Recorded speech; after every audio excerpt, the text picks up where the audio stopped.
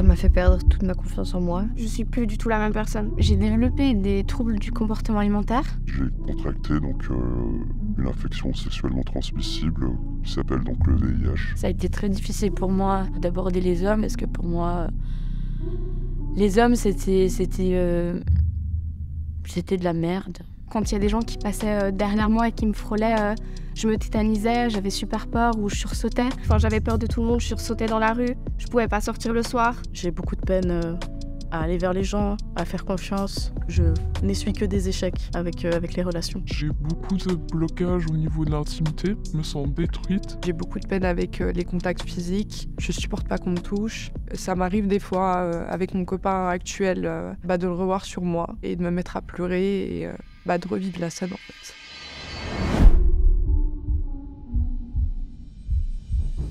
Ces témoignages, c'est ceux de personnes qui ont subi des viols, des abus ou des agressions sexuelles. Et en général, quand on parle de ce sujet, on s'intéresse peu aux étapes ou aux obstacles qui peuvent empêcher les gens de faire entendre leur voix. Selon les chiffres officiels, seulement 8% des victimes de viol vont jusqu'à porter plainte. Et aujourd'hui, on a voulu comprendre pourquoi.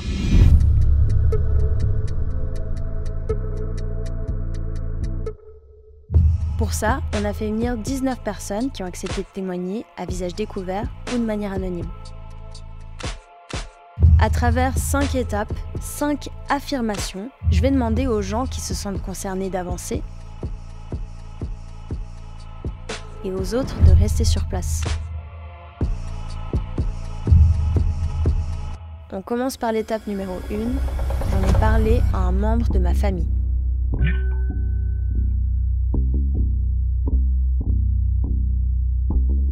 Parmi les 19 personnes, 3 n'ont pas pu ou n'ont pas voulu en parler à un membre de leur famille et sont donc restés sur place. Selon des études, en général, presque la moitié des victimes d'agressions sexuelles n'en parlent jamais à personne. Tu serais d'accord de raconter un petit peu le contexte de ce qui t'est arrivé ? J'ai un garçon qui m'a écrit sur les réseaux sociaux, on s'est bien entendu. J'ai décidé d'aller à une soirée avec lui, il m'a invitée chez lui pour faire une soirée. Et en fait, lui, il avait de l'attirance pour moi. Toute la soirée, il faisait des allusions, comme quoi on allait coucher ensemble, etc. Moi, je lui avais dit non. Sauf que 2 de ses amis ont fait un piège pour que je boive un verre avec de l'alcool, mais il n'y avait non plus pas que de l'alcool dedans. Ils m'ont droguée au GHB. Et du coup, ils s'y sont mis à 3 pour pouvoir accomplir cet acte. Je sais pas comment le dire. Quand je suis rentrée de la soirée, je suis tout de suite allée me coucher, j'étais très fatiguée. Et du coup, à ce moment-là, j'ai enlevé mes habits et c'est là où j'ai vu que j'avais des bleus et aussi des restes de sperme. T'as pas pu en parler à ta famille de ça ? Non. À l'heure actuelle, ils savent toujours pas parce que tout simplement, je voulais les préserver en fait. Donc je voulais avancer de mon côté et pas leur faire de la peine. C'est des gens assez fermés en fait. Une fois, je les ai entendus regarder un témoignage à la télé, puis ils avaient le genre de remarque ah mais pourquoi elle est pas partie, des trucs comme ça et je me suis dit ok c'est mort, je pourrais jamais en parler, puis même on n'est pas assez proches. Ils se doutent du coup, comme je disais, qu'il s'est passé quelque chose. Mais je leur ai pas parlé parce que j'ai pas vraiment eu l'occasion et parce qu'aussi ça me met très mal à l'aise de parler de ça avec eux. Le fait que ta famille ne sache pas, est-ce que ça te pèse au quotidien ? Non, franchement non. C'est pas que ça me pèse, mais disons que j'aurais bien aimé être soutenue et... Ouais. Je sais que c'est pas de ma faute, mais il y a quand même une gêne de se montrer vulnérable, d'en parler et en même temps j'ai envie de normaliser ça pour qu'on arrête d'avoir honte et d'être seule avec ça. Moi, j'ai tendance à me convaincre que c'est pas réel. Je continue à lui trouver des excuses, alors que quand j'analyse ce qui s'est passé, oui, c'était clairement ça. J'ai eu les conséquences de ce qui s'est passé. J'aurais envie qu'il paye, en fait. Que cette personne paye pour ce qu'elle a fait et je dois vivre en me disant, non, elle va pas payer. On va passer à la suite. Étape numéro 2. J'en ai parlé à la police.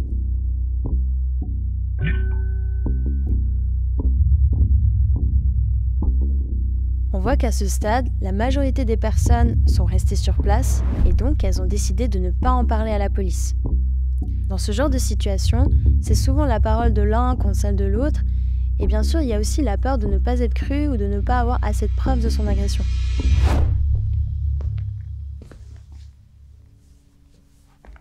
Pourquoi est-ce que t'as pas pu aller en parler à la police de ce qui s'était passé? Je voulais pas que ça impacte trop ma mère et du coup son copain qui est la personne qui m'a fait ça. J'ai pas besoin de ça parce que j'ai pas besoin que ça soit jugé ou reconnu publiquement. J'aurais surtout besoin que ça soit entendu par certaines personnes en fait. Moi, la reconnaissance qui me manque, c'est celle de ma mère. Elle a été au courant pendant toutes ces années. Elle reste avec cet homme qui m'a fait ça.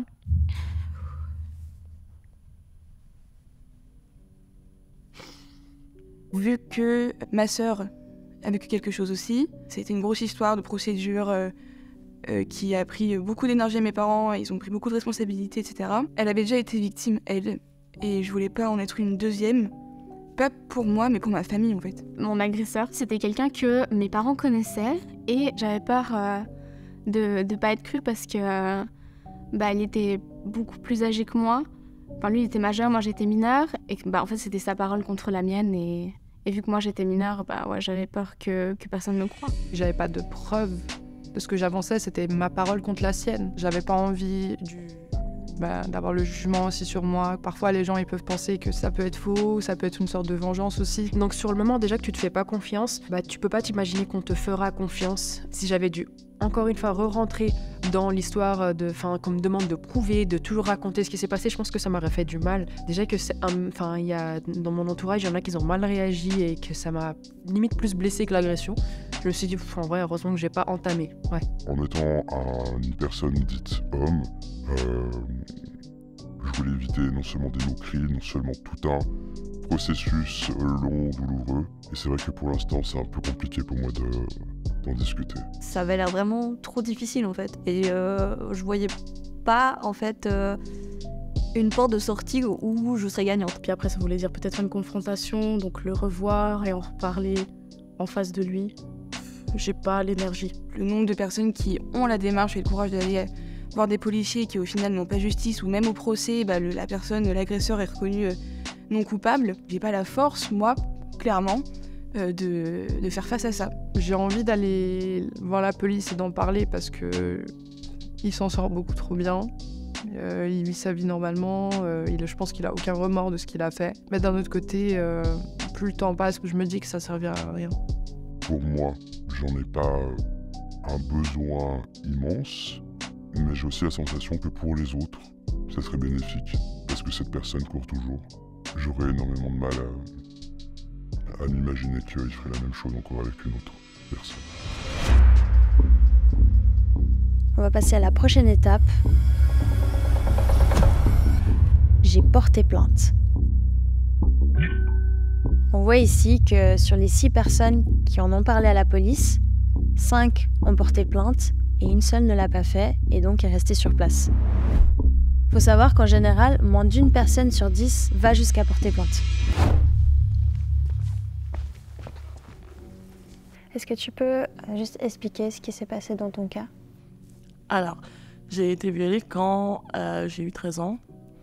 Par plusieurs personnes. C'était des personnes de plus de 20 ans. Comme j'étais mineure, c'est mes parents qui ont dû aller voir la police. Moi, je voulais absolument pas qu'ils portent plainte et je voulais pas qu'il y ait plus que ça. Mais en fait, le policier qui les a accueillis leur a dit que en fait, j'avais raison de pas vouloir porter plainte parce qu'il y avait aucune preuve et qu'en fait, ça aurait été juste horrible.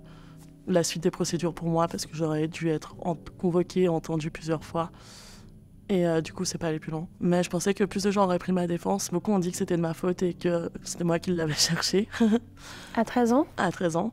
Avec le temps, quel impact ça a eu sur toi? Je me suis autodétruite toute mon adolescence. J'ai pris de la drogue dure très tôt et je me suis saccagée après ça. En fait maintenant j'ai toujours pas réglé mes problèmes, mes traumatismes. J'ai encore tout un processus à faire juste pour m'enlever tous ces démons et aussi avoir un niveau de vie qui est plus sain puisque du coup ça a engendré plein de troubles alimentaires, des addictions, enfin une catastrophe. Tu les as toujours, les addictions? Ouais, bien sûr. Dernière étape. Mon agresseur a été reconnu coupable.